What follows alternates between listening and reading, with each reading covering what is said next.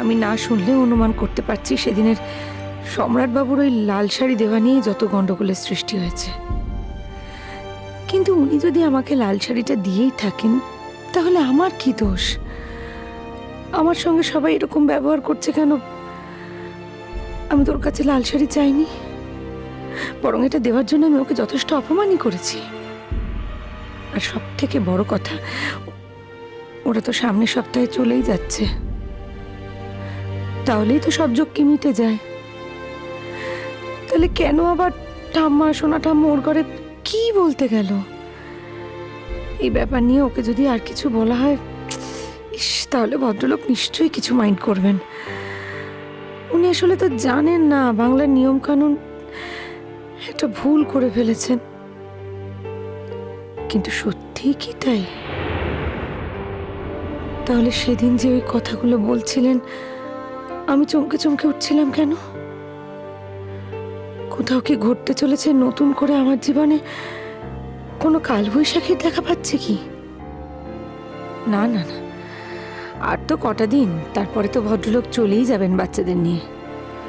উনি বলেছেন বলেই তো আর আমি ওর বাড়িতে যেতে যাচ্ছি না। না, বাচ্চা দুটোর সঙ্গে দেখা হবে না, এর থেকে বেশি তো আর কিছু নয়। যাকে এখন শোনা যাক কি বলে। না রে সম্রাট, তুই চলে যাবি, তোকে ঠেকাতে আমরা আসিনি। হ্যাঁ সেটা জানি, ঠেকাতে আসার তো কথাও না। শোন সম্রাট, আমরা তোকে একটা অন্য কথা বলতে এসেছি। হ্যাঁ, তুই সেদিন যেটা করলি না, সেটা ভালো করিসনি বাবা, মোট ভালো করিসনি। ওই লাল শাড়ি দেওয়ার ব্যাপারটা, দেখ সম্রাট, তুই তো আর সারা জীবনের জন্য বিদেশে যাসনি, গেছিস, কাজকর্ম করেছিস, আবার ফিরে এসেছিস।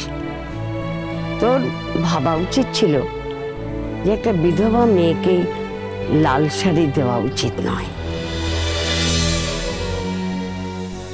কিন্তু আমি তো সব মানি না। এই দেখো, তুই মানিস না সেটা তোর ব্যাপার, কিন্তু যে মানে, যারা মানে, তাদেরকে তো মানতে দিবি তো নাকি? দিদা, যে মানে বলো না, বলো যারা মানে। তোর কথা ঠিক বুঝতে পারলাম না। আসলে এটা আমার ধারণা, ওই সাদা থান পরে থাকতে ভূমি ভালোবাসে না। বাড়ির সবাই মাছ, মাংস, ডিম খাবে, আর সে তো ভাত খেয়ে থাকবে।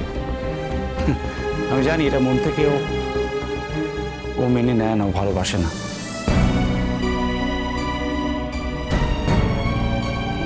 সমস্ত আনন্দ, সমস্ত কোলাহল থেকে নিজেকে জোর করে সরিয়ে রাখতে ভূমি পছন্দ করে না দিদা। জীবনের সমস্ত উৎসব ও নিভিয়ে দিতে চায় না। ও কাউকে বলতে পারে না, কারণ ভাবে তাতে যদি ওর ইমেজ নষ্ট হয়। এসব কি বলছে মানুষটা? উনি কি পাগল হয়ে গেলেন নাকি? ভারী অদ্ভুত মানুষ তো, শুধু শুধু আমার জীবনে অশান্তি ডেকে আনছে। নিজে তো দুদিন পরে হাওয়া হয়ে যাবে, আমার জীবনে অশান্তিটা দিয়ে যাওয়া কেন? ও যে সব পছন্দ করে না, তুই কি করে জানলি সম্রাট? ওর সঙ্গে তোর কতদিনের আলাপ? জানার ইচ্ছে থাকলে কাউকে দীর্ঘদিন ধরে চিনতে হয় না। সেটা একদিনও হতে পারে, কয়েক ঘন্টাতেও কাউকে জানা যায়। ও সমাজ, ও বাবা সমাজ, শোন, হ্যাঁ, যে কথাগুলো বললি, এই কথাগুলো কাউকে বলতে যাসনি। হ্যাঁ, মোটে কাউকে বলতে যাসনি। আমি কাকে বলতে যাবো বলো তো? কেউ নিজে থেকে না এলে আমি কাউকে কিচ্ছু বলবো না। যেমন তোমরা এলে, কথা উঠলো তাই বললাম, নাহলে কাকে বলবো? দেখ সম্রাট, তুই বহুদিন বিদেশে আছিস, এ দেশ ও দেশ করে অনেক ঘুরেছিস, তোর মনটাই আলাদা হয়ে গেছে। তোর সোনার দাদু ঠিক এমনি, কিচ্ছু মানে নাই সব। কিন্তু দেখ, আমাদের তো সমাজে বাস করতে হয়, 5 জনকে নিয়ে ঘর করতে হয়, আমরা তো না মেনে পারবো না। তাই বলছি তোর মনে মনে যদি কিছু থাকে সেটা মনেই রেখে দে। এই যে শোনো, তুমি ভূমিকে মোটে কিছু বলতে যাবে নি, খবরদার। হ্যাঁ, দিদা হাসছিস যে? না, মনে মনে আমি যেটা ভেবেছিলাম সেটা একেবারে ঠিক প্রমাণিত হয়ে গেল।